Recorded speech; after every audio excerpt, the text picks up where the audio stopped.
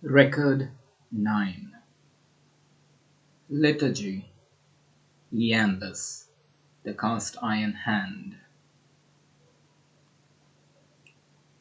A solemn bright day.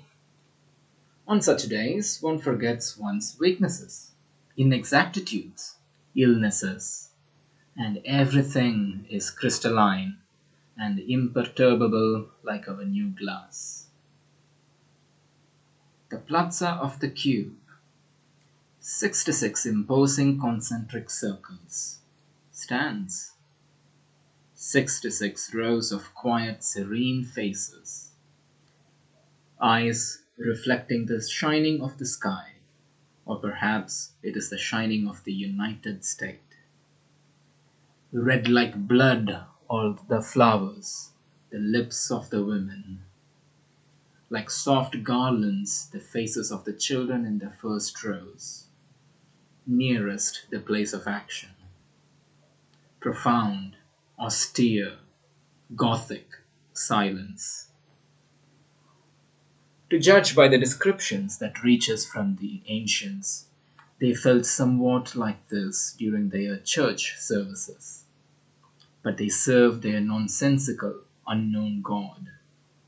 We serve our rational God, whom we know most thoroughly. Their God gave them nothing but eternal, torturing seeking. Our God gives us absolute truth. That is, He has rid us of any kind of doubt. Their God did not invent anything cleverer than sacrificing oneself. Nobody knows what for. We bring to our God the United States, a quiet, rational, carefully thought out sacrifice. Yes, it was a solemn liturgy for the United States, a reminiscence of the great days, years of the 200 Years' War, a magnificent celebration of the victory of all over one, of the sum over the individual. That one stood on the steps of the cube which was filled with sunlight, a white, no, not even white, but already colorless, glass face, lips of glass, and only the eyes, thirsty, swallowing black holes leading into that dreadful world from which he was only a few minutes away. The golden badge with the number already had been taken off. His hands were tied with a red ribbon, a symbol of ancient custom. The explanation of it is that in the old days, when this sort of thing was done in the name of the United States, the convicted naturally considered that they had the right to resist. Hence, their hands were usually bound with chains. On the top of the cube, next to the machine, the motionless, metallic figure of him whom we call the well-doer. One could not see his face from below. All one could see was that it was bounded by austere, magnificent, square lines. And his back, and his hands. Did you ever notice how sometimes in a photograph the hands, if they were too near the camera, appear to be enormous? They then compel your attention, overshadow everything else. Those hands of his, heavy hands, quiet for the time being, were stony hands. It seemed the knees on which they rested must have ached in bearing their weight. Suddenly, one of those hands rose slowly, a slow cast iron gesture. Obeying the will of the lifted hand, a number came out on the platform. It was one of the state poets, whose fortunate lot it was to crown our celebration with his verses. Divine, iambic brass verses thundered over the many stands. They dealt with the man who, his reason lost and lips like glass, stood on the steps and waited for the logical consequences of his own insane deeds.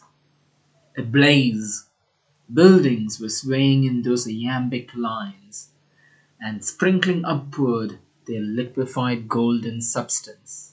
They broke and fell. The green trees were scorched, their sap slowly ran out, and they remained standing like black crosses, like skeletons. Then appeared Prometheus, that meant us. He harnessed fire with machines and steel, and fettered chaos with law. The world was renovated. It became like steel, a sun of steel, trees of steel, men of steel. Suddenly, an insane man unchained the fire and set it free, and again the world had perished. Unfortunately, I have a bad memory for poetry, but one thing I am sure of: one could not choose more instructive or more beautiful parables.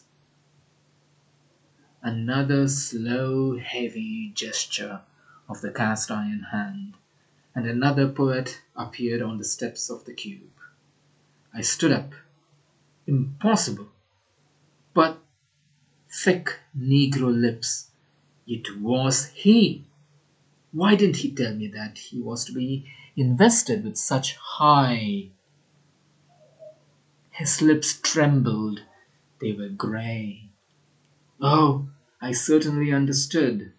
To be face to face with the well-doer, face to face with the hosts of the guardians. Yet one should not allow oneself to be so upset.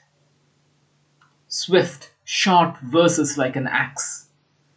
They told about an unheard of crime, about sacrilegious poems in which the well-doer was called.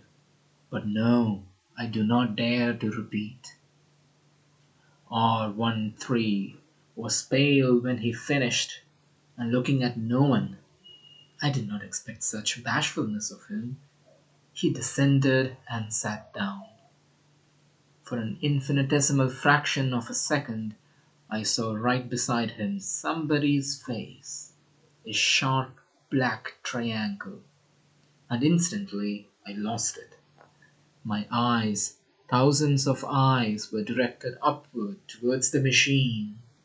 Then, again the superhuman cast iron gesture of the hand.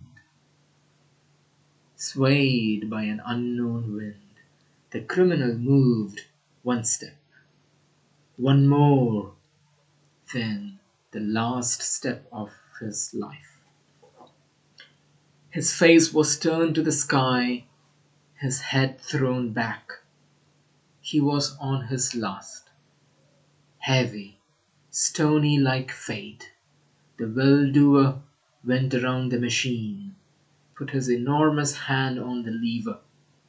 Not a whisper, not a breath around. All eyes were upon that hand. What crushing, scorching power one must feel to be the tool, to be the resultant of hundreds of thousands of wills. How great his lot! Another second. The hand moved down, switching in the current. The lightning-sharp blade of the electric ray. A faint crack like a shiver in the tubes of the machine. The prone body covered with light phosphorescent smoke. Then, suddenly, under the eyes of all, it began to melt, to dissolve with terrible speed. And then nothing. Just a pool of chemically pure water, which only a moment ago had been so red and had pulsated in his heart. All this was simple, All of us were familiar with the phenomenon. Dissociation of matter, yes. The splitting of the atoms of the human body. Yet, every time we witnessed it, it seemed a miracle. It was a symbol of the superhuman power of the well-doer. Above, in front of him, the burning faces of the female numbers, mouths half open from emotion, flowers swaying in the wind. According to custom, 10 women were covering with flowers the uniform of the well-doer, which was still wet with spray. With a magnificent step of a supreme priest, he slowly descended, slowly passed between the rows of stands. Like tender white branches, there rose towards him the arms of the women, and millions like one our tempestuous cheers, then cheers in the honor of the guardians, who all unseen were present among us. Who knows? Perhaps the fancy of the ancient man foresaw them centuries ahead, when he created the gentle and formidable guardian angels, assigned to each person from the day of his birth.